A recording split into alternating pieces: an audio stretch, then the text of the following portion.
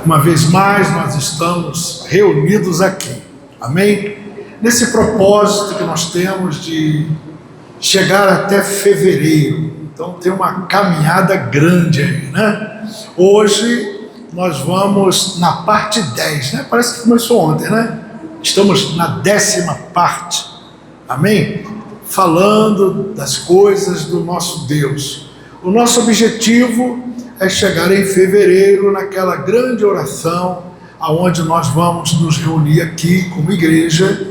Estaremos orando de 8 da manhã às 10 da noite. Quem veio em fevereiro desse ano entendeu, foi muito bom, foi maravilhoso, mas nós precisamos melhorar muito. Daí nós entendemos que fazer esse estudo, né, até o ano, toda quinta-feira, vai ser muito importante para nós. Então, quero louvar a Deus pela sua presença, porque você está aqui, e nós estamos disponibilizando agora também esse veículo, né, que é a internet. Aí eu peço aos irmãos que, ao chegar em casa, você também assista de novo. Interessante, irmãos, é porque só eu assisti a mensagem de quinta-feira passada, às 9, eu assisti 5 vezes. E quem acredita, eu assisti 5 vezes.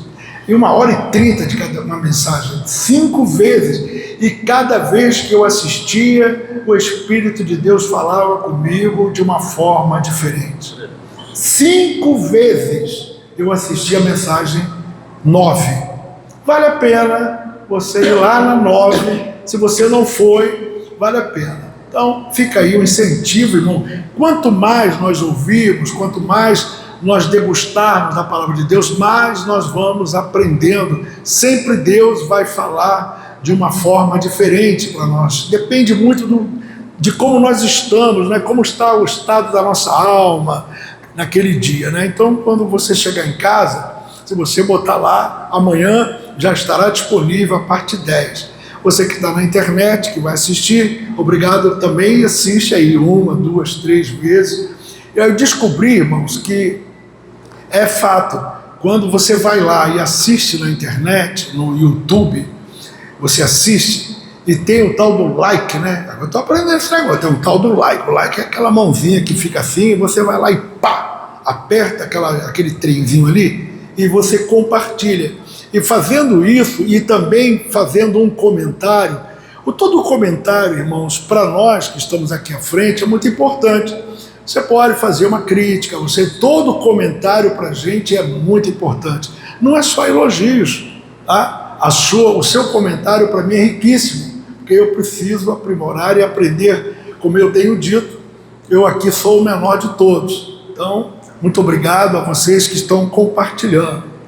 Irmãos, vocês já perceberam que o mundo está mudando? Está mudando para melhor ou para pior? Está mudando para melhor ou para pior? É interessante. Interessante de tudo, quem tem carro aqui sabe o que eu estou falando. Carro, veículo. Antigamente tinha um Fusquinha, lembra do Fusquinha? Ou Fusquinha, né? Ou então tinha aquele Chevrolet, né? 54, né, o Gustam, né? Aqueles carros antigos, eles eram feitos de latão, mas era um maço, era uma lata, né? Para bater, para consertar, tinha de um lanterneiro, dava um trabalho danado para poder consertar aquela lataria, né? Agora não, o carro agora é tudo de plástico, é tudo, bateu, quebrou, é tudo, é facilmente substituído. Já viu isso? Isso significa, querido, que o mundo ele está tentando encontrar facilidade e agilidade para tudo. E quando eu digo que o mundo, sim, vocês confirmam comigo que o mundo está piorando, ou seja, as coisas estão ficando mais frágeis, as coisas estão ficando mais quebradiças, né? Tudo é facilmente substituído. Não é diferente, querido, dentro da igreja não. Não é diferente não. Lamentavelmente, se nós buscarmos aqueles irmãos que já têm aí seus 70, 80 anos de idade, assim como eu, estou com 71, né? Então, nós presenciamos aqui, como Guzmão, presenciamos uma igreja bem robusta. Bem robusta. É certo que tinha critérios, né, que foram tirados, né, a roupa, aquelas coisas que tinham, né, que tanto traziam algum nível de aprisionamento para a gente, essas coisas foram sendo quebradas, e até eu me preocupo muito com isso, pela liberdade com que está se entrando dentro da igreja, a forma que se veste, a maneira com que a gente se comporta dentro do templo. Antigamente, irmãos, nós entrávamos na igreja e ficávamos aí de joelho, irmão, ficava orando aí 10, 15 minutos, né? A gente não vê poucas pessoas fazerem isso, né? E vai mudando, e vai mudando, e vai mudando. E aquele latão forte, né? Aquele fusquinha robusto, né? Que, né, bateu, vai dar problema, aquilo ali agora está virando plástico. E isso me preocupa. Quem está acompanhando a internet está vendo aí, tem aí uma série de problemas acontecendo na mídia, né? Essa mídia, né? Tem uns garoto maluco aí, uns DJ da vida, não tem um negócio desse tipo aí. Os moleques eu assisti hoje, é um moleque, é um filho do diabo. O linguajar dele, e aí, meu brother, eles usam umas linguagens, uma gíria, uma coisa diabólica, pobre, miserável, né? Aí fui ver quantos são os seguidores desses malucos. Incrível, estou falando de milhões de seguidores, milhões. Aí eu fiz um comentário, esses que seguem esses doidos, esses influenciadores, né? Como é? São influenciando. Esses caras, é tudo moleque, é tudo filho do diabo, são, né? As raposinhas, né? Entendeu? Que está pegando a vinha que está em flor, né? Esses camaradas, eles influenciam muita gente. E a igreja, querido, ela está meio parada, né? Ela está meio estranha, né? Está permitindo que algumas coisas aconteçam no nosso meio. E hoje, como nós estamos falando de alma, então nós vamos falar um pouco da alma anestesiada. Aquela alma que está anestesiada, não adianta. Você pode falar, que não adianta, que está anestesiado. Jeremias, capítulo 6 e 7. São 2 capítulos. Não precisa abrir, não. Está aqui, depois você abre. Eu vou citar os versos. Fique à vontade, mas se você quiser anotar, pode anotar, ok? Jeremias, no capítulo 6 e o capítulo 7, né? Vai mostrar aqui um conflito. Esse conflito, querido, não é um conflito que está acontecendo hoje no nosso meio. Não é perder resistência, perder qualidade, né? A palavra é essa, estamos perdendo qualidade, é fato. Estamos ficando frágeis, estamos cheios de problemas, de mimimi, cheios de coisinhas que não eram para estar no nosso meio, mas estão, fato é que estão. E Jeremias, ele me fez pensar hoje à tarde, assim, não há nada novo na terra. Aquilo que foi, volta a ser. E interessante, porque o que Jeremias está escrevendo, ele não está escrevendo para uma situação futura. Era algo que estava acontecendo naquela época. Era algo que ele já estava presenciando. E não mudou nada. Parece que as escrituras, elas estão valendo exatamente para o dia de hoje. É impressionante como a Bíblia, ela é rica, né? Jeremias, no capítulo de número 6, no verso 13, diz assim: porque desde o menor deles até o maior, cada um se dá à avareza. E desde o profeta até o sacerdote, cada um usa de falsidade. Olha só o que Jeremias está escrevendo. Parece que é hoje, né? Parece que isso aqui foi escrito para nós, ok? E ele continua: e curam a ferida da filha do meu povo levianamente, dizendo paz, paz, quando não há paz. Porventura, envergonham-se de cometer abominação? Pelo contrário, de maneira nenhuma se envergonham, nem tampouco sabem que coisa é envergonhar-se. Portanto, cairão entre os que caem, no tempo em que eu vos visitar, tropeçarão, diz o Senhor. Esse é um texto que eu escolhi para trazer a referência do capítulo 6. Mas eu sugiro aos irmãos, eu peço aos irmãos, isso aqui é um estudo, tá, irmão? É um estudo. Então, não é somente vir aqui. Eu estou pedindo aos irmãos, é uma solicitação minha, que vocês chegando em casa, numa oportunidade, abra lá em Jeremias 6 e lê o capítulo todo. Porque se eu for ler o capítulo todo, a gente vai ficar aqui e o tempo vai passar. Então não dá. Então eu separei um versículo do capítulo 6, que é esse aqui, que nós lemos, ok? Mas agora então nós vamos para o capítulo 7. Nós vamos ler do capítulo 7 o verso de 1 ao 4, que é para fechar o que nós vamos trazer aqui. Jeremias 7, 1. A palavra que foi dita a Jeremias pelo Senhor, dizendo: põe-te à porta da casa do Senhor e proclama ali esta palavra, e diz: ouvi a palavra do Senhor, todos de Judá, vós, os que entrais pelas portas para adorardes ao Senhor. Assim diz o Senhor dos exércitos, o Deus de Israel: melhorai os vossos caminhos e as vossas obras, e vos farei habitar neste lugar. Não vos fieis em palavras falsas, dizendo: templo do Senhor, templo do Senhor, templo do Senhor é este. Só até aqui. Amados irmãos, esses dois capítulos de Jeremias, o capítulo 6 e o capítulo 7, não são apenas registros históricos, como eu falei para os irmãos. Isso não está lá atrás, não. Isso precisou ser escrito para o momento atual lá, que Jeremias estava escrevendo, mas ele é extremamente atualizado. Então, esse problema não é histórico.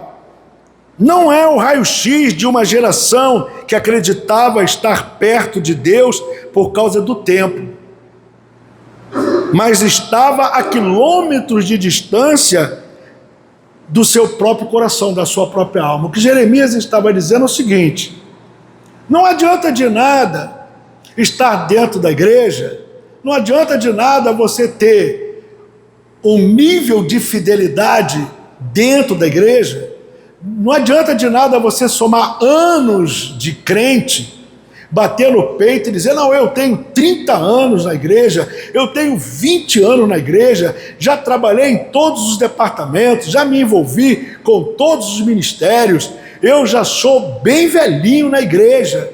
De nada isso que Jeremias está dizendo, não adianta. Não adianta, não é o tempo de igreja, não é o tempo. O que Jeremias está falando aqui é o coração, é a alma. Não adianta você estar aqui com o teu corpo se a tua alma está tão distante, não é? A gente tem falado isso, não adianta você estar aqui domingo, glória a Deus e aleluia, se na segunda-feira você é outra pessoa, se na segunda-feira está tudo perdido, né? A mensagem de Jeremias para nós, nos dias de hoje, é um chamado à integridade. O que Jeremias está chamando a igreja é para ser uma igreja íntegra. Ele nos lembra que Deus, ele preferiu destruir o próprio templo a permitir que ele servisse de esconderijo para a hipocrisia. Foi Jesus que destruiu. Foi ele que foi lá no templo e Por quê? Por que ele fez? Porque dentro da igreja, o que existia? Hipocrisia. E hipocrisia é algo muito pessoal entre nós, né? É algo que tem que ser tratado, e nós estamos cuidando da alma. Esse raio-x atual, o atual, ele revela que a distância entre nós e Deus não é medida em quilômetros geográficos, ou seja, não é porque eu moro distante da igreja e eu vou percorrer quilômetros para chegar aqui, não é esse o problema. Ou seja, a nossa situação, essa disposição de deixar a justiça, a bondade, a verdade, ela que governa as nossas ações, elas precisam ser completamente patentes diante de Deus. Não é porque você sacrifica, não é porque você abre mão, muitas vezes você vai abdicar de uma situação e você, não, eu vou priorizar, eu vou para a igreja, eu vou estar lá na igreja. É muito bom ter você aqui, é maravilhoso ter você aqui, mas o que Deus está querendo mesmo é tratar intimamente cada um de nós. Esse coração, essa alma endurecida, esse coração ensoberbado, ele vai trazer problema para nós. O problema, ele nunca foi a falta de religião, irmão. Não adianta você ser um religioso, mas é a ausência da relação que transforma o nosso caráter. Eu vou repetir para você entender. O meu problema, olha aqui para mim, irmãos, eu estou falando que é o meu. É o meu. Se você quiser ser humilde e dizer é o meu também, que bom, né? Eu trago a mensagem para mim. Eu tenho uma certa preocupação, irmãos, que às vezes eu estou falando, eu estou pregando, eu prego pelo Espírito, prego pelo Espírito. Na verdade, eu não estou indicando nenhum, nem A, nem B, nem C. As coisas que acontecem no gabinete, morrem no gabinete. Eu estou falando de obras da carne. Obras da carne certamente vai trazer algum conflito em cada um de nós, em alguma área da nossa vida. Tem nada a ver eu conhecer a sua vida, a sua particularidade, e agora o pastor está pregando aquilo porque me conhece, ou coisa, nada disso. Tira da tua cabeça, não é essa a intenção. O problema aqui nunca foi a falta de religião. E todo mundo aqui é muito religioso. Israel agia dessa forma. O problema aqui é o que o Senhor está querendo, é transformar caráter. E, como nós falamos no início, nós estamos piorando. O mundo está piorando. As coisas que o mundo inteiro está fazendo, mostra claramente que alguns anos atrás nós vivíamos melhores. Agora está ficando cada vez mais difícil. E na igreja não é diferente. Você quer ver? Olha os louvores, irmãos. Olha os louvores. Você viu os louvores que o Guaraci cantou aqui? Olha os louvores, irmão. Você viu os louvores de hoje? Você já viu? Que bagunça, que coisa horrível. Então, hoje, você vai louvar o Senhor dentro, fazendo show, é isso? Espetáculo, é isso? É espetáculo? Aonde você vende ingresso. São artistas. E tem plateia para isso. Tem público para isso. Precisamos entender, irmãos, que existe um altar que levantamos para as nossas religiosidades. E existe um outro altar, que Deus exige para a nossa alma. Tem que tomar cuidado com isso, tá, irmãos? Estou falando de alma, tá? Esse problema, ele não é aqui de hoje, não. Ele vem lá de trás, tá? A religiosidade é algo muito perigoso mesmo. Para que vocês possam entender o que eu estou falando, eu convido vocês a ir lá no livro de Romanos, capítulo 10, verso 1. Romanos, capítulo 10, verso 1. E vai falar da religiosidade e daquilo que Deus quer para nós. Há uma diferença muito grande, irmão. Muito grande, muito grande. Romanos 10, 1 diz assim: irmãos, o bom desejo do meu coração e a oração a Deus por Israel é para a sua salvação. Eu já venho discutindo esse assunto aqui algumas vezes, mas agora eu resolvi falar um pouco mais sobre isso, por isso eu escrevi. Olha a preocupação de Paulo aqui, irmãos. Olha a preocupação de Paulo. Paulo está fazendo uma carta para Roma, ele está mandando uma carta e está dizendo o seguinte: olha só, eu tenho um desejo muito grande no meu coração. eu tenho uma aflição no meu coração e eu oro continuamente para Israel. E para que você está orando para Israel? Para Israel ser salvo. Então Paulo agora está intercedendo por Israel, que Israel tem que ser salvo. Ué, Israel não está salvo? Bom, segundo aquilo que eu entendi de Bíblia, Israel é Jacó. Não é? Israel é aquele que lutou com o anjo. Qual é o teu nome? Jacó é meu nome. Não se chamará mais Jacó, mas sim Israel, porque tu será pai de muita gente, muita nação. E quando eu olho para Jacó, eu não posso esquecer de Isaac.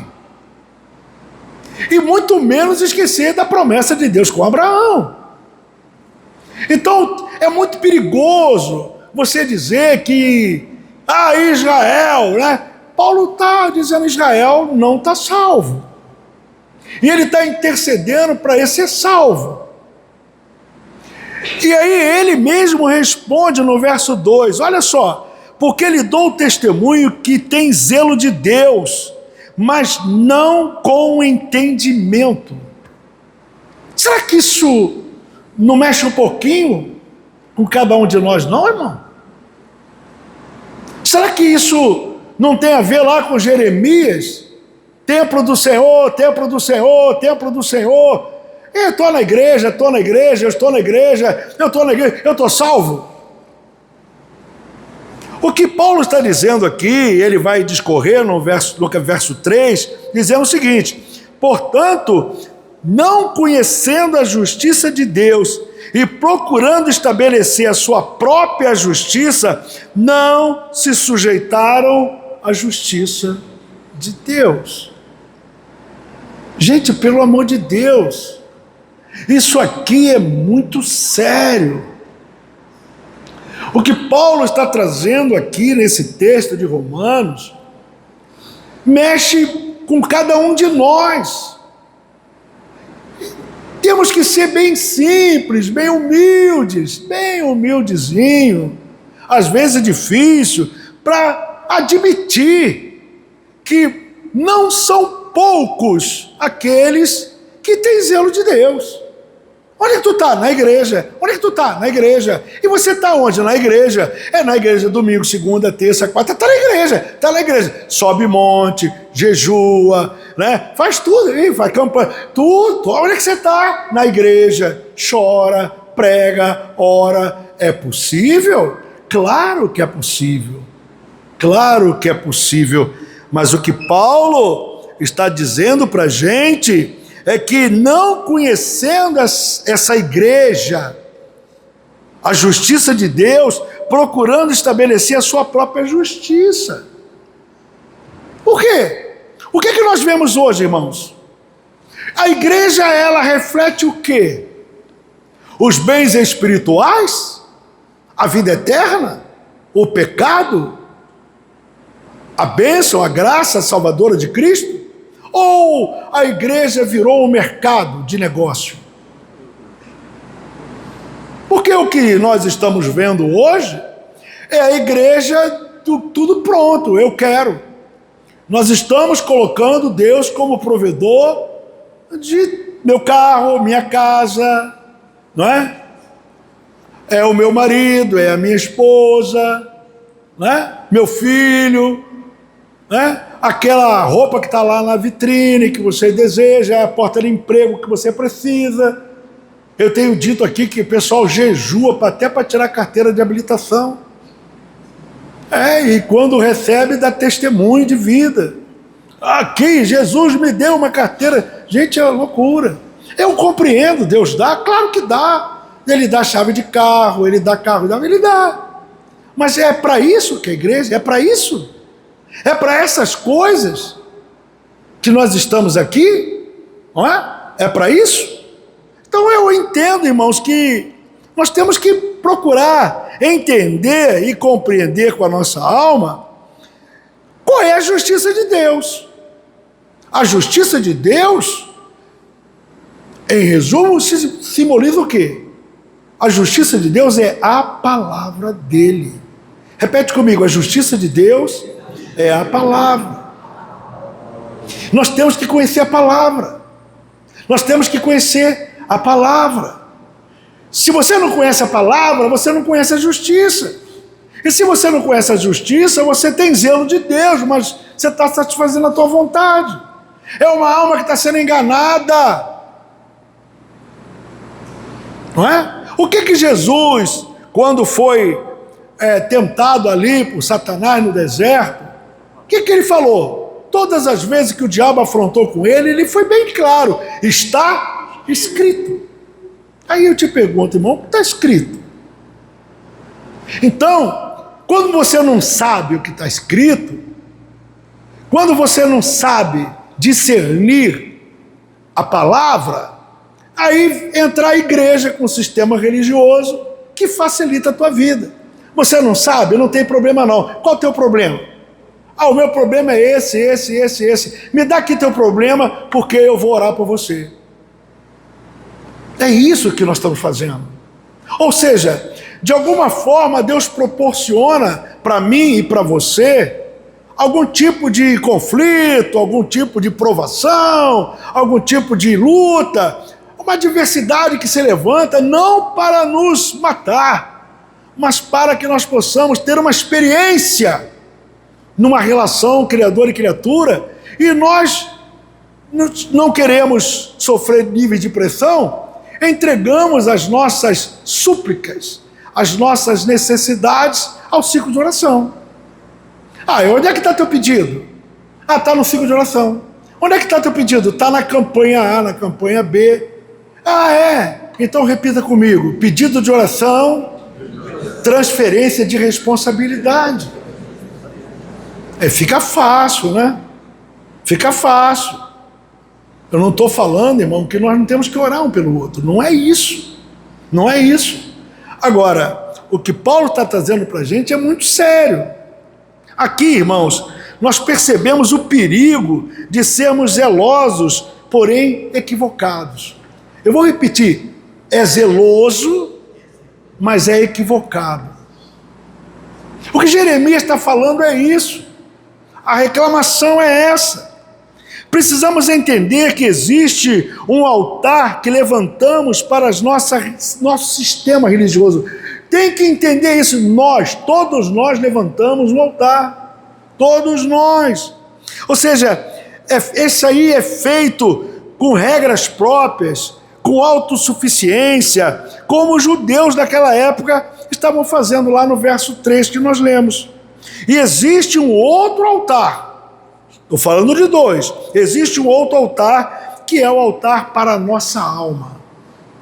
Esse altar da minha alma, da sua alma, só tem uma pessoa que pode habitar ali. É Cristo, é a palavra. E nós criamos todos os níveis de resistência para isso não acontecer. Esse é o sistema, é a religiosidade. Isso é muito perigoso. Se todos nós tivéssemos alcançado a estatura de perfeição, caminhando, os frutos do Espírito estariam fluindo muito mais do que as obras da carne. Quando nós nos apresentamos como igreja, como templo do Senhor, templo do Senhor, templo do Senhor, quando nós fazemos isso, e espera-se no mundo espiritual que nós sejamos o reflexo do templo do Senhor. Mas quando vamos passar no raio-x, o que o mundo espiritual enxerga de nós é carne. Não tem nada de templo do Senhor. É só carne. É o que nós estamos transmitindo o tempo todo. Então tem um engano aí.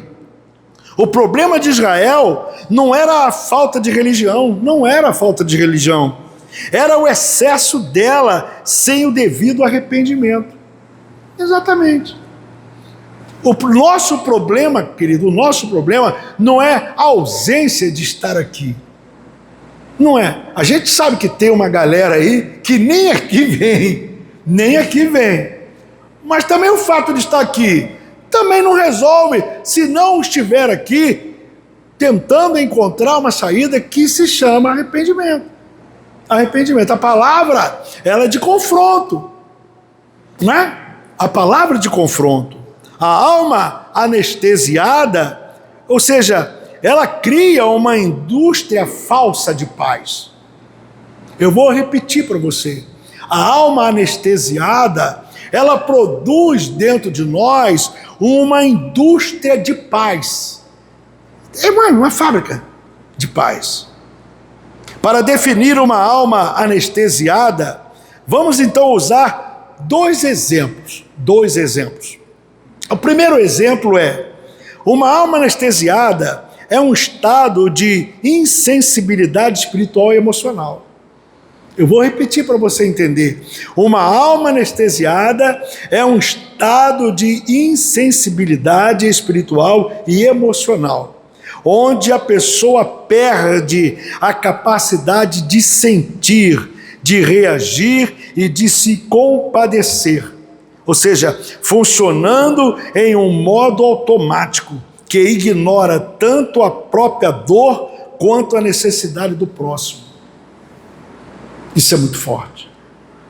A igreja, ela é um hospital. Você acredita, irmãos, em todos nós que estamos aqui hoje, e você que está aí na internet, está tudo bem? Tá, mas está tudo bem? Aí vai falar com aquela, não, está tudo bem. Está tudo bem com a tua casa, está tudo bem. Tem um morto lá, tem um problema lá para ser resolvido. Está ruim, está doendo. Nem todo mundo que está aqui dentro está bem. A verdade, aqui sendo hospital, sempre temos pessoas que estão precisando de um abraço, de um carinho, de uma palavra.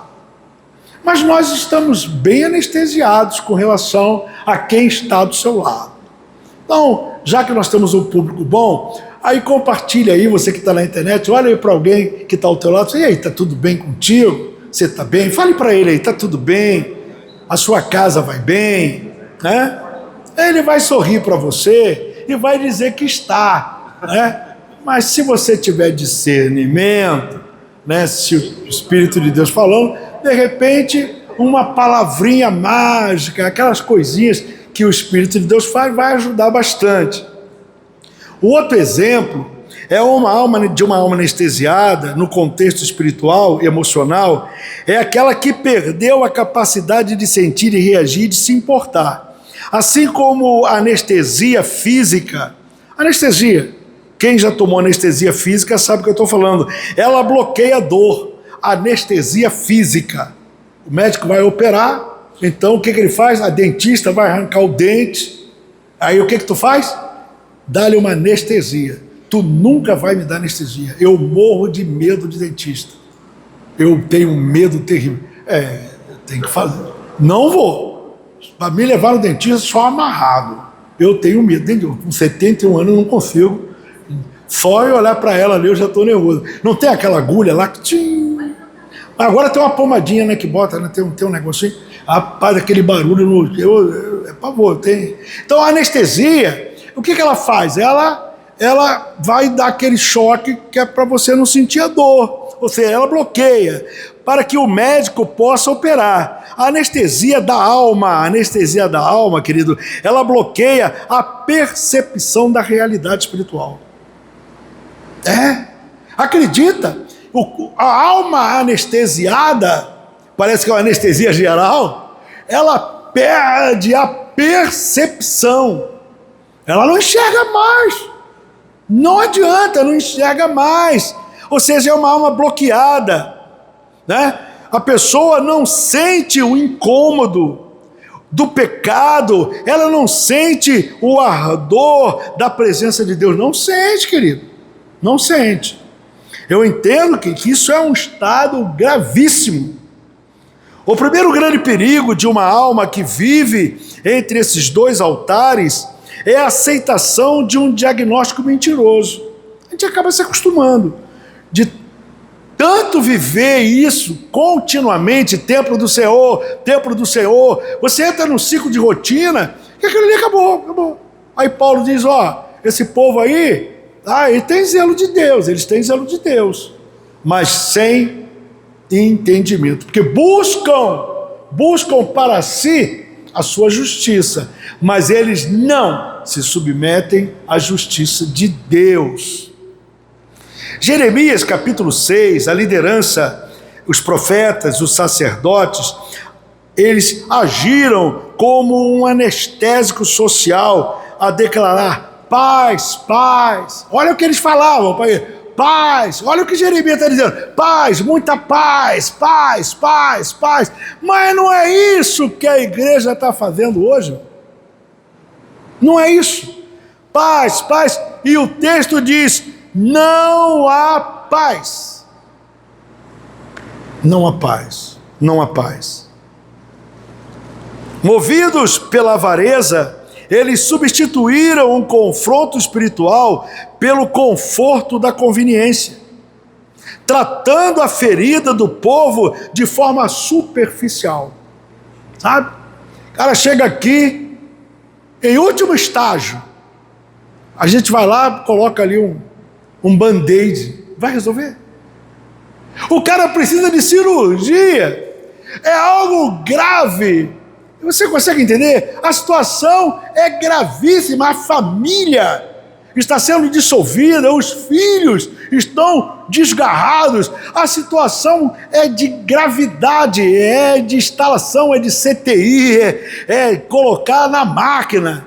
O caso é grave, a gente vai lá, bota um band-aidzinho, bota água oxigenada achando que está resolvido.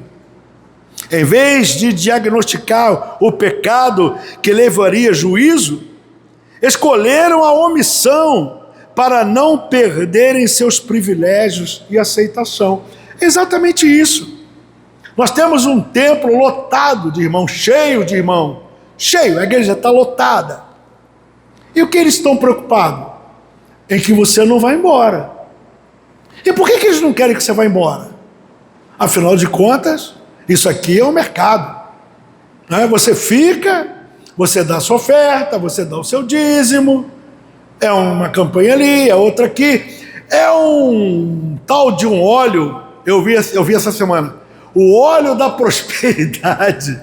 O óleo ungido da prosperidade. Olha aqui, o óleo da riqueza. Esse aqui é o óleo da riqueza. Você vai comprar esse óleo aqui, ó. É R$1.500 esse óleo aqui, tá bom? Você compra esse óleo e, olha, o céu vai abrir. E tem gente que compra. Então tem gente para tudo, irmão. Tem gente para... Eu vi essa semana isso. O resultado, querido, de tudo isso foi uma nação com uma alma anestesiada. Uma nação, ele está profetizando, ele tá falando para Israel. É uma nação inteira anestesiada que perdeu a capacidade de se envergonhar com as suas abominações. É isso que Jeremias estava falando. Templo, templo, templo, culto, culto, culto. E vai... Paz, paz, paz. Não há paz. O que tem aqui são almas precisando de cura, de libertação, de entendimento, de justiça de Deus. Quando a liderança, ela negocia a verdade em troca de estabilidade, ela condena o povo à estagnação e à destruição invisível. Isso é invisível. Então tudo parte dali. Tudo parte dali.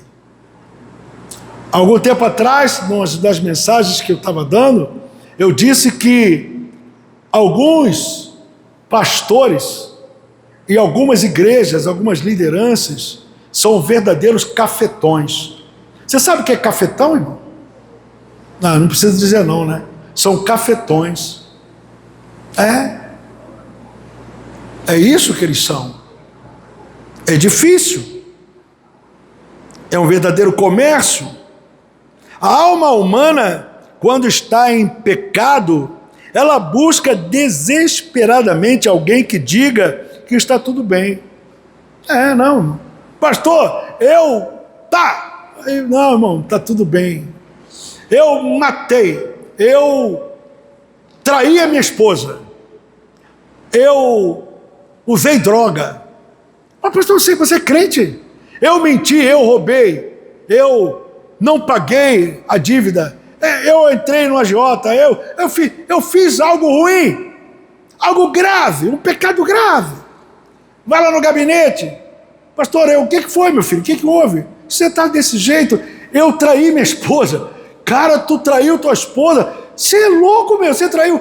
Irmão, tá tudo bem, calma, tá tudo bem. Calma, eu vou orar por você, tá tudo bem. Tá tudo bem.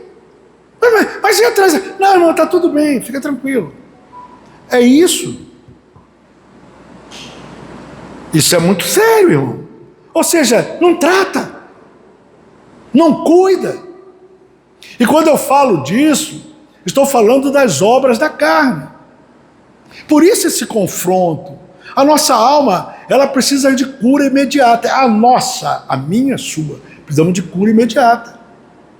Por que precisa? Porque o que nós estamos apresentando como igreja é só carne. Tudo que se faz é carne. É carne. Então nós precisamos de cura imediata. O texto sagrado nos alerta em Jeremias capítulo 6 e 13, dizendo o seguinte: desde o menor deles até o maior, cada um se dá à avareza. É isso aí. O texto está dizendo, vocês, cada um, do maior ao menor, vocês estão sempre na avareza. E desde o profeta até o sacerdote, cada um usa de falsidade e curam a ferida da filha do meu povo levianamente, dizendo paz, paz, quando não há paz. Aí tem um elemento surpresa. Eu digo que tem paz, alivio a tua alma, e você vai para casa acreditando que está em paz, mas o ladrão está lá na porta te esperando. E aí o desastre, aquilo que já estava ruim, ficou pior. Ou seja, a segunda casa se tornou pior do que a primeira. Quando a Bíblia ela diz que eles curam a ferida levianamente, ela está falando de uma alma que recebe um curativo superficial para um câncer espiritual. Falei do esparadrapozinho. O cara precisa ser tratado, o estado dele espiritual é de um câncer em último estágio, metástase pelo corpo todo. Ele está todo tomado. Aí a gente vai lá e bota um esparadrapozinho, está tudo bem, é paz, está tranquilo. Fica aí. Então eu vou repetir para você entender. Quando a Bíblia diz que eles curam a ferida levianamente, traz para hoje, irmão. Traz para hoje. O povo entra na igreja, são milhares de crentes machucados, feridos, precisando de ajuda, precisando de um colo, precisando do bálsamo, precisando de uma palavra de encorajamento, né? De fazer a pessoa se colocar de pé. Não, são jogados de campanha em campanha, ficam ali. Então é como se fosse isso, uma enfermidade grave, que está sendo tratada de uma forma leviana. É isso. É a alma que prefere o alívio emocional de uma mensagem motivacional do que a cirurgia dolorosa do confronto bíblico. Não, entre o confronto bíblico e você me botar um curativozinho aqui, vai lá, bota o curativo aqui, está tudo bem. Porque confronto bíblico machuca. O confronto bíblico acusa. O confronto bíblico parece que o pastor está falando para mim. Fala assim, hoje essa palavra é para mim. Parece que ele conhece a minha vida. Não, eu não conheço a tua vida, querido, não é nada disso. É o Espírito de Deus que está falando. Aí o senhor está lá, o senhor está apontando para mim, o senhor está botando o dedo na minha cara. Não é nada disso. Não é nada disso. É o Espírito de Deus trabalhando. Essa imagem de curativo superficial para um câncer espiritual é a definição perfeita da negligência pastoral e do auto-engano. Esse é o nosso cenário. Lembra que eu falei do Fusquinha? Aquele Fusquinha de lata, aquele pesado. Né? Hoje tu pega o carro, tu tá com a mão de tão leve que é. Tudo é plástico, tudo é descartável. E o evangelho está indo nesse caminho, tudo muito descartável. Então, quando existe o confronto, que vai para o confronto, está doendo. Se eu tiver de fazer, faz pesquisa, vamos para a Bíblia. Pastor, eu quero um caminho mais fácil. Eu não quero esse caminho, não. Eu tenho que estudar a Bíblia, é isso? Tem. Eu tenho que ler esses versículos? Tem. Você tem que vir para o estudo? Tem. Você tem sim, tem que orar mais, jejuar mais, você tem que buscar mais a Deus. Pastor, não faz isso não, isso dá muito trabalho.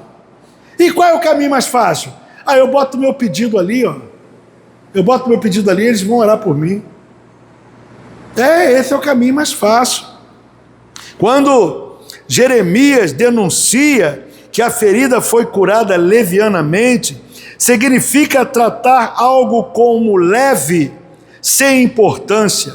Ele expõe uma liderança que prioriza a manutenção da paz social em vez de saúde da alma. É isso, paz social. Mas a alma continua doente e cada vez mais doente. O câncer espiritual é o pecado enraizado, ou seja, a soberba, a apostasia. Ninguém cuida disso, ninguém fala disso. E é o que mais nós temos aí, irmão. O eu, o tempo todo o eu. O eu. Se eu disser, começamos daqui, aquela coisa com o pastor, se eu disser, irmã, por favor, analisando, conversando contigo, fazendo uma análise, indo nos gabinetes que eu fiz com você, irmão, a senhora me permite falar? Não, pastor, pode falar. Está esperando que eu vou falar? Irmã, eu sugiro a senhora procurar um psicólogo. Talvez a senhora até precise de um psiquiatra. O quê? Você está me... Eu, psicólogo? Psiquiatra?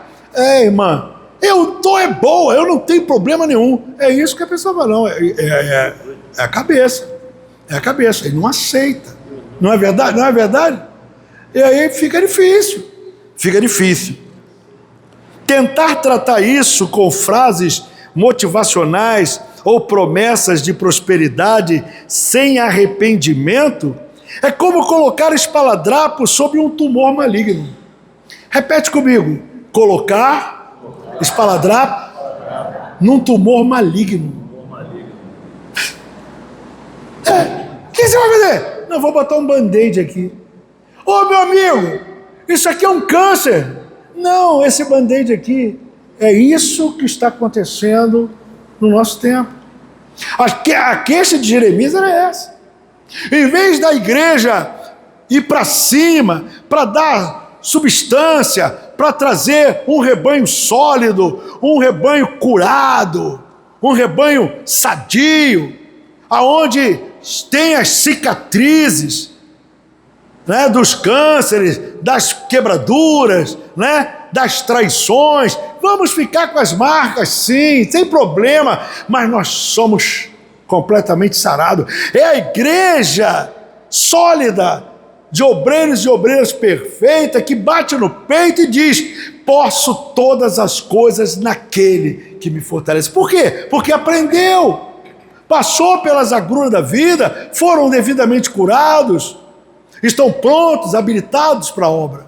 E aí eu digo, né, não se faz guerra com soldados feridos.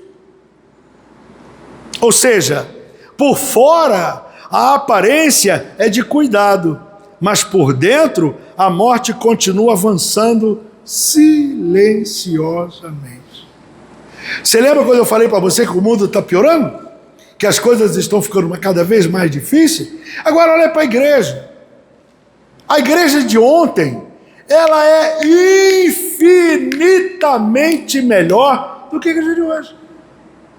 É por isso, querido, que a Bíblia está dizendo que o amor vai esfriando, a iniquidade vai entrando, os falsos profetas vão entrando, a heresia vai entrando, e vai entrando, e vai entrando, vão sentando, e começam a fazer parte do ministério, e vão se corrompendo. Oh, querido, pelo amor de Deus, hoje a igreja, ela sofre esse dano. Antigamente não. Se caso acontecesse algum tipo de coisa como essa, era tratado com rigor. Não no sentido de excluir, de nada. Eram tratados com rigor para cura. Para cura. Então, a liberdade do espírito era muito maior ontem do que hoje. É muito maior. O que nós temos hoje é um grande espetáculo, é um grande show. É só show. A alma que aceita esse tratamento leviano é aquela que desenvolveu uma alegria ao confronto. Ela prefere estar alegre do que o confronto. Não. O que você quer? Alegria ou quer o confronto? Não, eu quero alegria. Mas a tua cura não está na alegria, a tua cura está no confronto. Dedo na cara. Ao você aprender. Ela busca ambientes onde o evangelho não exige renúncia. É por isso que as igrejas estão cheias, não tem renúncia, não se cobra nada. Mas apenas oferece alívio temporário para as frustrações do dia a dia. Basta que o meu dia hoje seja amenizado. Me dá uma anestesia aqui, me dá uma anestesia aqui, dentista. Tá doendo aqui. Aí ela fala assim, não adianta eu te dar anestesia, isso aqui como é que é? Tem que arrancar isso. Como é que é extrair? Extrair. Tem que extrair ou tem que fazer obturação? Sei lá, canal é isso? Misericórdia. Eu vou orar mais. Orar mais. Mas não é? Não, nada de bota uma massinha aqui e toca o barco. Eu faço isso, não sabe, né? Quando se trata literalmente de dente, agora eu já descobri, como é que é o nome do negócio? Eu esqueci o antibiótico, me lembra aí. O antibiótico que tira dor de dente eu vou lembrar, eu anotei lá, Hemocilina. Xilocaína não, xilocaína é pouco. O negócio tá ruim mesmo. Amoxicilina, de 500. Aí o governo vai lá, não pode. Mas sempre tem um médico que me dá a receita, eu vou lá e compro. Eu vou pelo caminho mais fácil, eu vou em dentista, nada, rapaz, tá louco, não vou não. Meu pai do céu. É a preferência pelo anestésico.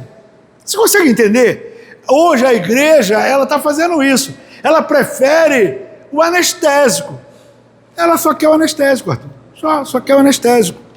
Em vez da lâmina do cirurgião. Ficou pesado, né? Então vamos lá. Repete comigo. A preferência é pelo anestésico, em vez da lâmina de um cirurgião. Não, eu vou ter que... O que você prefere? Um anestésicozinho ou você quer uma lâmina de cirurgião? O que você quer? Às vezes a cura passa pela lâmina. É necessário. O anestésico, ele tira a dor, mas a lâmina é a única que remove a causa da morte. É isso que a igreja precisa.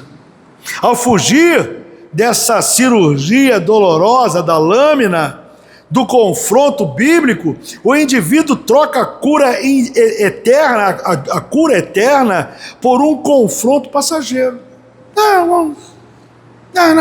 Eu até aceito o que tu está me falando, mas ela não cria raiz, ela não tem base, ela não se estabelece.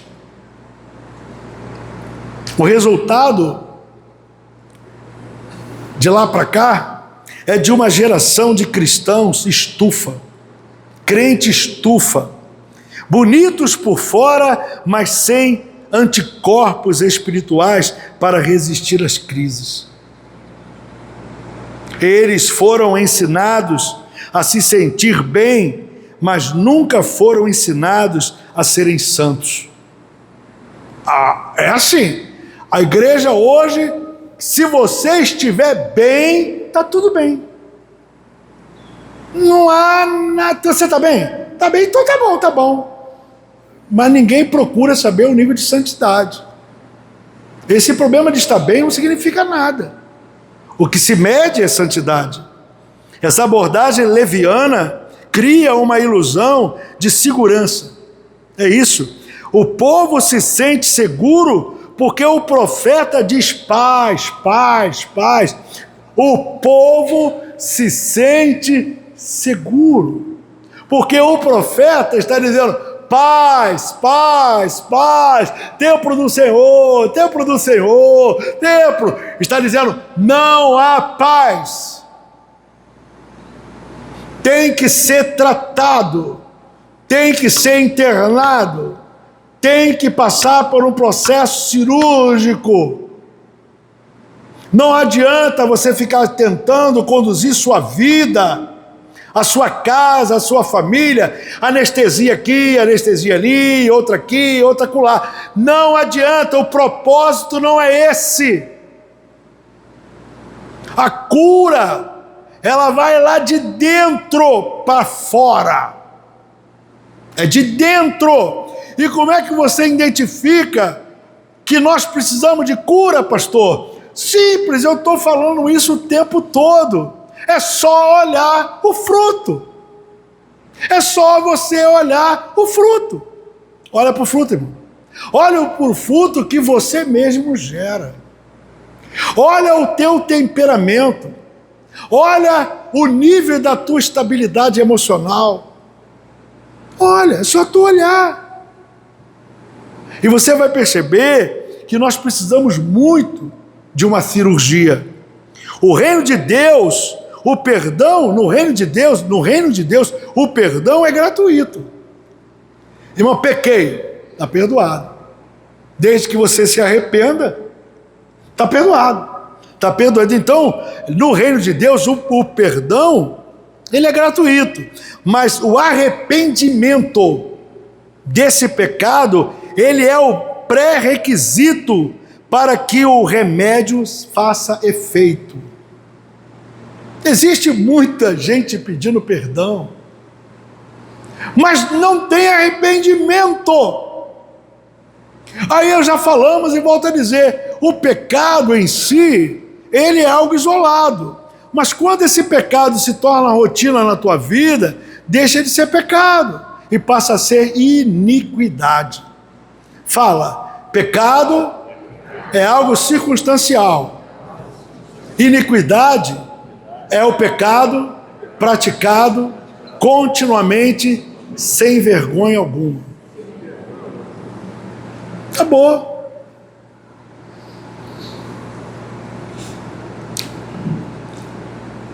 O teatro religioso é uma forma de mentir para si mesmo diante de Deus. É uma peça, é um grande teatro. Isso cria uma hipocrisia crônica. O caráter se decompõe porque a pessoa perde a sensibilidade moral. Isso é muito grave. Ela aprende a separar a vida da igreja da vida real. Na igreja é templo do Senhor, templo do Senhor, templo do Senhor, paz, paz, paz. Curam as feridas levianamente, quando na verdade não há cura nenhuma, nenhuma. E na igreja nós somos uma coisa, e lá fora nós somos outra completamente diferente. A vida real é outra coisa. Sem o confronto dessa ferida, dessa alma anestesiada, o caráter não apenas ele para de crescer, ele apodrece sobre a máscara da religiosidade. O que nós estamos presenciando hoje é a putrificação do sistema. Nós estamos vivendo algo muito grave, irmãos, muito grave. O que nós estamos presenciando hoje é um êxodo de pessoas que saem lá de fora, estão lá fora no mundo, estão lá. E agora prega-se um evangelho de que tudo pode, de que tudo está bom, e eles vêm aqui dentro e eles não são curados. porque é muito parecido com aquilo que está lá fora. A igreja, ela agora está muito parecida com o que está lá fora. Então, quem está lá fora e vem aqui dentro, não vê muita diferença não, irmão. Está muito parecido. A Bíblia, ela mostra que os padrões de comportamento dos pais, especialmente o pecado da idolatria e da omissão, tendem a se repetir nos filhos. Isso é geracional. O que nós estamos vivenciando hoje, bem aqui, alguns anos atrás, nossos pais também viveram. Talvez os nossos avós, os nossos bisavós, tivessem uma vida extremamente diferenciada, mas foi se perdendo. E aí eu te pergunto, se não houver uma correção hoje, de forma firme, se no bisturi não entrar, o que nós vamos deixar para os nossos filhos? Qual a herança que nós vamos deixar para os nossos netos? Se uma geração aprende que pode maquiar, olha aqui, olha para mim aqui, se uma geração aprende que pode maquiar o pecado, ela pode maquiar o pecado cheio de rituais, né? Paz, e quando não há paz, quando ela aprende isso, a próxima geração, ela crescerá sem nenhum temor a Deus. Se nós não fizermos o nosso trabalho para estruturar nossas crianças, nossos filhos, dizendo para eles, paz, quando eles dentro de casa sabem que não tem paz. Eles sabem que não tem paz, eles testemunham que não tem paz. E a gente diz que paz, nós estamos criando uma estabilidade de hipocrisia, de uma vida falsa, mentirosa, e é isso que eles vão ser. É aquilo que eles aprenderam da gente. O que uma geração tolera, a próxima celebra. Isso é muito grave. Repete comigo, bem alto. O que uma geração tolera, a próxima geração celebra. O que tu tolera hoje, o que tu aceita de erro hoje, o que você bota pano por cima, a sua geração vai celebrar, vai ser pior. Eu vou repetir que é para você entender o que eu estou falando aqui.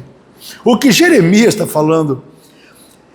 O que uma geração tolera, aceita. Sabe o que é? Passa o pano, bota os espaladrapos. Não, está tudo bem, tempo do Senhor, paz. Nada, vamos embora. Quando nós estamos tolerando esse esfriamento, os nossos filhos e os nossos netos vão celebrar esse horror. Esse horror. Essa é a geração. Nós estamos presenciando isso de ano após ano. Nós estamos celebrando, não só tolerando, nós estamos celebrando. Estamos permitindo, não há cobrança. Ninguém faz nada. Isso estabelece um ciclo de colheita negativo. Um ciclo, Rubem, é um ciclo de colheita ruim. Quando entrar no cesto, não tem nada que presta, sem conteúdo nenhum, totalmente negativo. Isso que eu estou falando vem atravessando décadas. Nós somos uma geração que estamos evidenciando isso, nós estamos testemunhando isso. Ninguém grita, ninguém fala. Tu não vê um púlpito, um pastor com um chicote na mão, com um bisturi na mão, para operar, para confrontar, para apontar, não no sentido de acusar ou de excluir, mas de corrigir, de salvar aquela alma. O mundo está levando eles. Isso estabelece um ciclo de colheita negativa, que através de décadas, o veneno, esse veneno, a falta de verdade, ela é passada adiante, assim, vai passando, a falta de verdade, ela vai sendo assim, ela vai passando de pai para filho, de pai para filho, de pai para filho, isso já vem acontecendo com a gente, ó. E nós estamos começando a acreditar em diversas coisas que não são verdadeiras. O que Paulo está escrevendo, a preocupação de Paulo escrevendo aos romanos foi essa. Israel, ele tem zelo de Deus, mas não tem entendimento de Deus, porque buscando a Deus, tentando tirar de Deus a sua própria justiça, não se sujeitaram à justiça de Deus. É exatamente isso que nós estamos vivendo. Uma nação, Brasil, lamentável, né? Quantos milhões de seguidores aquele moleque tem? 30 milhões, é isso? Sei lá, 3 milhões, sei lá. Assim. E aí, meu povo? Eu fiquei olhando aquele, assim, Jesus, ele nem saiu da fralda. E os caras têm não sei quantos milhões de seguidores, ganhando bilhões de reais, de gente maluca que celebra o cara. Os pais deixam os filhos seguirem esses endemoniados. E o pior, né? Eles têm direito de voto, né? Quando você for votar lá, eles vão votar igualzinho você, com o mesmo peso. E esses malucos se candidatam a deputado e eles são eleitos. Uma nação é o reflexo das suas famílias e das suas lideranças espirituais. O Brasil,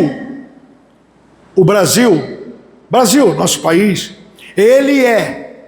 hoje, ele é o reflexo da família brasileira. A igreja não teve força para virar esse quadro. Não teve força. O que nós estamos passando hoje, e ainda vai piorar bastante, é o reflexo de uma família completamente podrificada, com seus valores morais, civis, tudo de uma mídia safada, corrupta, medíocre. E a igreja não fez nada e não está fazendo nada. Nós somos o reflexo de uma degradação política, aonde todo o anto de lobos devoradores estão cada vez mais, é um escândalo em cima de outro. Ninguém faz nada. É a igreja calada, quieta. Ou seja, o Brasil é o reflexo, pastor Jorge, ele é o reflexo de cada família, É esse reflexo, e não só da família no âmbito social, mas ele é o reflexo da igreja. A igreja tem força, irmão. A igreja tem força. E aonde é que está a nossa força, irmão? Aonde que está nosso grito?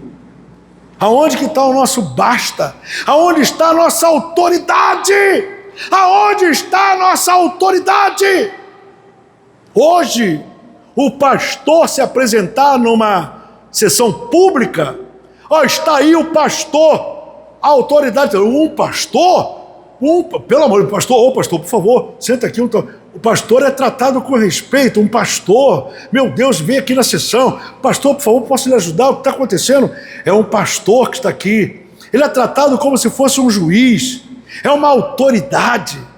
O pastor, ele é uma autoridade. Aonde ele entra, O pastor, se tiver visitar alguém no hospital hoje, se ele puxar a carteira dele de pastor, só tem que ir na assistente social, só tem que buscar Fernando Henrique, só tem que buscar o Lula, tem que buscar o Alexandre de Moraes, tem que pedir autorização no Supremo Tribunal. O pastor não tem autoridade para nada. Para nada! Eu só quero visitar um doente no hospital. O pastor não vale nada.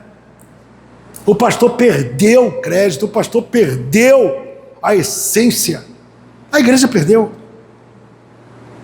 A saúde de uma sociedade, Brasil, ela não começa nas instituições políticas, não. Ela não começa lá em Brasília, não. Mas é na base emocional, é na base espiritual que sustenta cada indivíduo. Cada indivíduo, cada cidadão brasileiro, homem, mulher, cada ela nasce em casa, na igreja.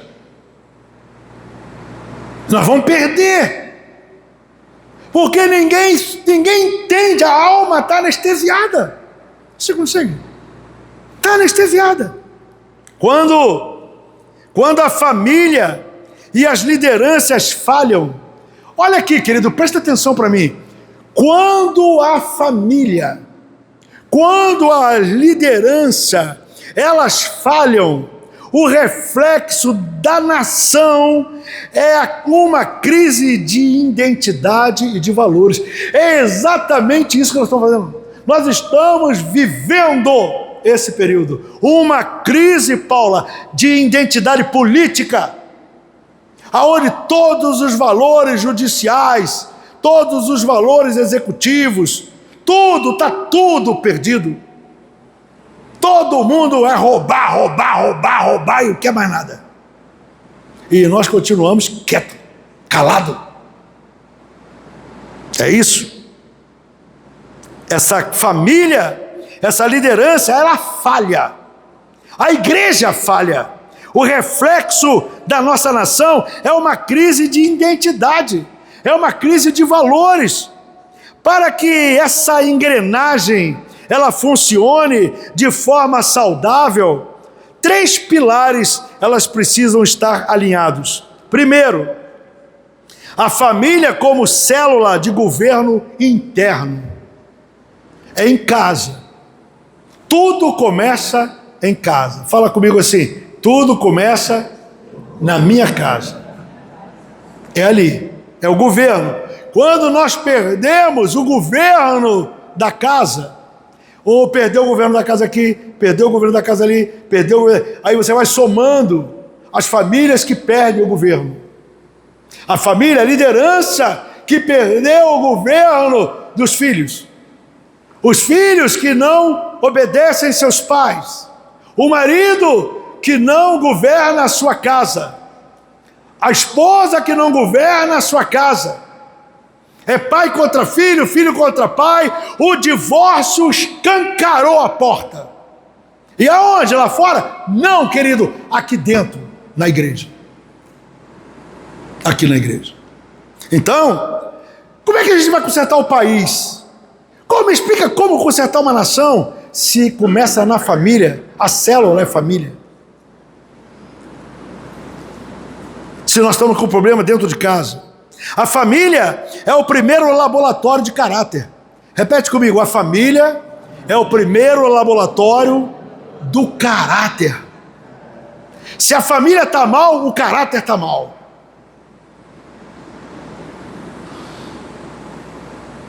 Eu sei que é confronto.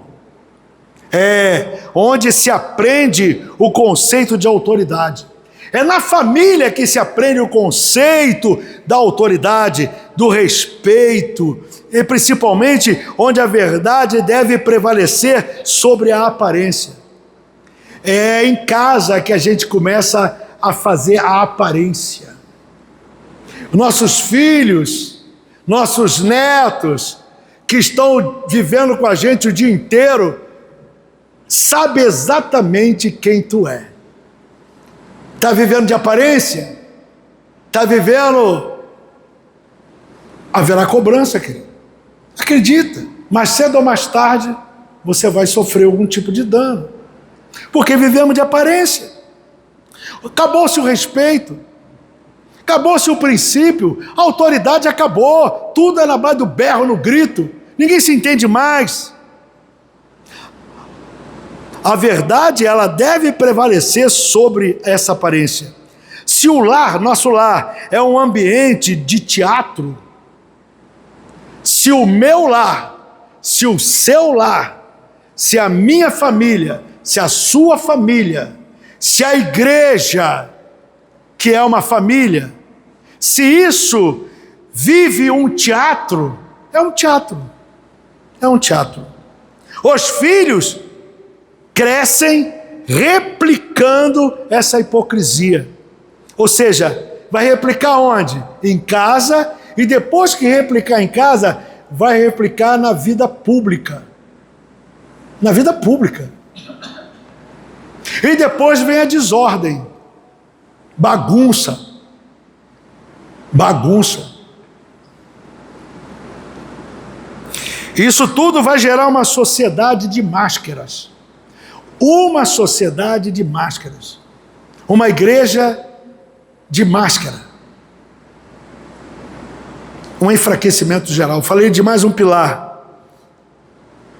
O papel da liderança espiritual vai além da oratória. Ela é terapêutica. Ela é formativa.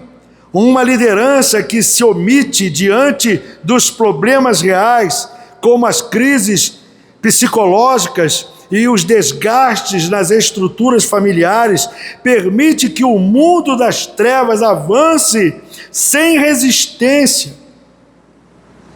Esse é o problema da liderança, que não atenta para a gravidade da família. As pessoas estão dentro das igrejas se decompondo. Lares estão sendo desfeitos dentro da igreja. Famílias estão em decomposição dentro da igreja. Filhos estão se perdendo dentro da igreja. Irmãos nossos estão se afastando dentro da igreja. Por quê? Primeiro porque a liderança não está nem aí para isso. Ela quer fazer o teatro dela. O líder, ele precisa primeiro descer do palco desse teatro para servir como o que exige dele, ou seja, de forma honesta. Outro pilar, famílias maduras geram cidadãos responsáveis. Família madura gera cidadãos responsáveis, emocionalmente equilibrados. O que nós vemos, irmãos, é uma geração de famílias completamente irresponsáveis, totalmente emocionalmente desequilibrado. Oferecem o norte moral e o discernimento necessário para enfrentar tempos difíceis. Essas são as características de uma liderança íntegra. Ela pega o problema, ajuda a pessoa, aconselha, vai para o gabinete, acompanha, e essa pessoa vai mudando, ela vai ouvindo, e aquele lado morto dele, aquele lado que estava estagnado, apodrecido, ela começa a reviver. O resultado é um corpo social que não se corrompe facilmente, pois sua base está firmada em princípios, não apenas nas conveniências. Esse é o papel da igreja. Curar, tratar, mesmo que para isso seja com rigor. A palavra de Deus é viva, ela é eficaz, mais penetrante do que qualquer espada de 2 gumes, e penetra até a divisão da alma e do espírito e das juntas e medulas, e apta para discernir os pensamentos e as intenções do coração. Essa passagem, ela reforça que a mudança emocional começa quando permitimos que essa espada corte a superficialidade dos nossos lares, das nossas igrejas. Isso não está acontecendo mais. Não está. Quando o ensino bíblico, para ser suavizado, não para ofender, passa a ser usado para transformar a estrutura da família, querido, já era. Jeremias, ele é o exemplo exato disso. A liderança curou a ferida levianamente. O povo amou a mentira. E o resultado foi uma destruição de Jerusalém, sem viver liberdade, completamente vivendo dentro de um cativeiro. Levou Jerusalém para o cativeiro, porque não foi curado. Quando a anestesia se torna nacional, Brasil, a sociedade perde o discernimento entre o certo e o errado. Perde, está anestesiado, não sabe para onde vai, não sabe o que faz. A justiça, ela se corrompe porque a base moral, a verdade bíblica aplicada ao caráter, ela foi trocada pelo pragmatismo e pelo conforto. Foi trocada. E isso vem acontecendo de décadas e décadas e décadas. E olha nós aí. Olha nós aí. Em resumo, o tratamento superficial não é inofensivo, ele é tóxico. Dura, né? Triste isso. Eu vou repetir para você. O tratamento superficial aplicado hoje, não é inofensivo, não é inofensivo. Ele é gravíssimo, ele é tóxico. Ele mantém a infecção viva, enquanto dá ao paciente a ilusão de que ele está bem, quando não está bem. Não está bem. O quadro é de enfermidade crônica. O discurso deveria ser adequado à nossa necessidade. E agora ficamos ouvindo paz, paz, paz. Não há paz, irmão, não há paz. Não há paz. Impedindo de buscar a única cura que poderia salvar a sua linhagem, não só a linhagem, a nação inteira. O chamado de Jeremias é para rasgar as vestes do coração, removendo os curativos da aparência, para que a palavra de Deus, que é viva e eficaz, como espada, ela possa separar a junta e a medula e realizar a cura real, que só o confronto com a verdade produz. Essa falsa paz, não a paz, é uma arma do inferno. Não há paz. Não existe paz. Estamos numa guerra e nós estamos perdendo esta batalha. Não era para perder, mas estamos com a mente doente, completamente anestesiada pelo sistema. Ela anestesia a alma para que o indivíduo continue pecando enquanto se sente abençoado. No altar da conveniência, a verdade é sacrificada em nome do bem-estar. E o resultado é uma alma que dorme enquanto a casa está pegando fogo. Falam de mim de festa, tá, irmãos? Estão falando o aniversário da igreja. Vamos fazer uma festa. Que festa? Existe um motivo de festa? Eu penso que não. Eu até aceito que vai ter que fazer uma festa. Mas se me perguntar para mim, não é festa.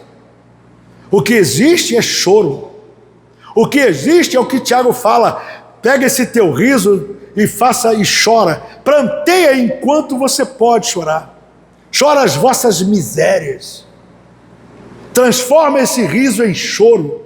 Humilhai-vos diante do Senhor. Vai lá que Ele se arrependa e te salve. Nós temos famílias destruídas aqui. É o cenário. Festa. A casa está pegando fogo. O texto diz, irmãos, que não há paz. Não há paz. A paz real, onde o pecado não foi tratado. Pode. Pode haver paz, irmão. Pergunta para mim. Pode haver paz onde o pecado não foi tratado? O pecado é anestesiado? Pode. Explica para mim, pode. Você está com uma ferida imensa aberta no peito. Tu está com o coração dilacerado, precisando de ajuda, e agora eu vou ficar ali botando espaladrapo, dizendo que está tudo bem para você? Claro que não está bem. Claro que não está bem. Estamos juntos, vamos lutar, vamos guerrear. Estamos insensíveis à dor do irmão.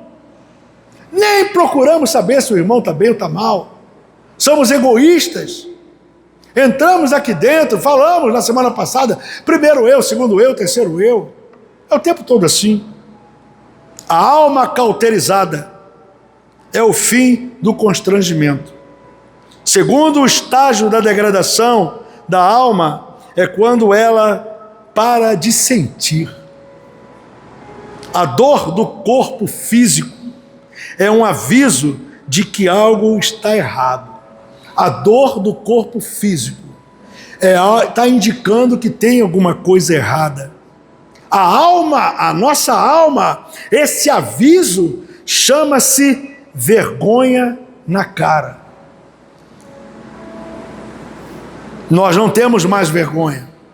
Perdemos o temor. E o pecado, ele passeia entre nós livremente. Livremente. E a igreja diz paz, paz. E você diz amém, amém. Não há cura. Mas o que acontece quando a alma perde a capacidade de se envergonhar? Deus faz uma pergunta retórica em Jeremias. Porventura, envergonham-se de cometer abominação? Pelo contrário, de maneira nenhuma se envergonham. Nem tampouco sabem que coisa é envergonhar-se. Portanto, cairão entre os que caem, no tempo em que eu vos visitar, tropeçarão, diz o Senhor. O Senhor está dizendo, eles não têm vergonha, Jeremias. Eles não têm vergonha. Como é que você vai dizer para eles se envergonharem, se eles não sabem nem o que é isso? Aqui, chegamos ao ponto da alma cauterizada. O pecado venceu a consciência. Repete comigo, o pecado venceu a consciência. Você bota a musiquinha, está na hora de parar, né? O que antes causava choro, hoje causa riso. O que antes era escondido, hoje é ostentado. No altar do orgulho, a alma se torna impermeável à correção. Quando o povo não se envergonha mais, Deus não envia apenas um aviso, Ele envia uma sentença. Uma alma que não sabe mais o que é envergonhar-se diante de Deus, é uma alma que já cruzou a linha da apostasia, onde a verdade incomoda mais do que o erro. Tiago afirma, infiéis, Não sabeis vós que a amizade do mundo é inimizade contra Deus? Quando a verdade incomoda mais do que o erro, é sinal que o coração já trocou de Senhor. O antídoto que Tiago propõe para essa alma que cruzou a linha é justamente o retorno da sensibilidade espiritual. Senti as vossas misérias, lamentai, chorai, converta-se o vosso riso em pranto e o vosso gozo em tristeza, humilhai-vos diante da potente mão do Senhor e Ele vos exaltará. A alma de vergonha é o que Tiago chama de riso, de gozo, totalmente fora da hora. Nós não estamos mais sorrindo, esse riso é falso. Esse gozo é falso.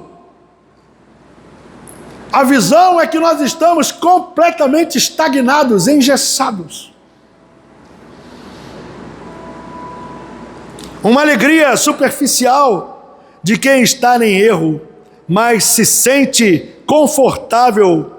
A sentença ela vem quando esse estado se torna crônico. Tiago, ele nos adverte que não há mais meio termo na vida com Deus. Quando o povo não se envergonha, ele não se envergonha mais, Deus não envia apenas um aviso, ele envia uma sentença. A alma que não sabe mais o que é envergonhar-se diante do Altíssimo é uma alma que já cruzou a linha da apostasia. Como ensina as Escrituras, a palavra ela deve ser como uma espada que penetra até a divisão da alma, mas para muitos essa verdade passou a ser um incômodo, enquanto o erro se tornou um hábito confortável. Não podemos permitir que a nossa escola bíblica dominical seja um lugar de riso. Riso? Não, escola dominical não, senhores. Não pode. O caminho do descanso é o resgate das veredas antigas que Jeremias nos fala. Assim diz o Senhor: ponde-vos nos caminhos e vede e perguntai pelas veredas antigas, qual é o caminho? E andai por ele, e achareis descanso para a vossa alma. Tu sabe o que o povo respondeu? Olha lá, não andaremos. Olha o texto, Jeremias 6,16. Não vamos andar. O descanso para a alma não se encontra no altar da novidade, mas no altar da fidelidade.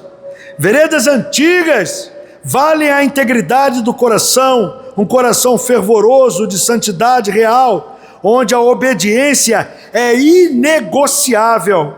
A alma humana vive cansada, fadigada, porque tenta inventar novos caminhos para se chegar a Deus. Contudo, a promessa de descanso está condicionada ao andar com Ele. O trágico aqui é a resposta da alma rebelde: não andaremos. É a rebeldia consciente de quem prefere o cansaço do pecado ao repouso da obediência. A alma é assim, porque o problema está entrando aqui dentro. Os problemas estão sentando do nosso lado. Eles entram e saem e não há cura. Estamos aumentando cada vez mais o número de pessoas doentes, espiritualmente, psicologicamente. A crise estabelecida nos lares, nas famílias, estão aumentando a cada dia. O reflexo disso está exatamente nos gabinetes. O povo acreditava que o prédio os salvaria. Eles viviam uma vida de crimes e depois corriam para o altar para se purificarem ritualmente, sem mudar as suas atitudes. Templo do Senhor, templo do Senhor, é isso. A alma que vive entre dois altares, ela tenta transformar a igreja em uma caverna de salteadores. O salteador, ele faz o crime na rua e corre para a caverna, e ali ele se esconde. Fica ali. E o pastor, em vez de usar o rigor, não, ele paz. Está tudo bem, meu irmão, está tudo bem. O que você fez? Não, eu assaltei lá fora, eu aprontei na rua. Fique tranquilo, irmão, está tudo bem aqui. Fica tranquilo aqui. É o retrato exato da religiosidade fechada, completamente apática, totalmente triste isso. Acabou. Não dá mais. Eu ainda teria algumas folhinhas, não deu. Mas fechou? Que pena. Para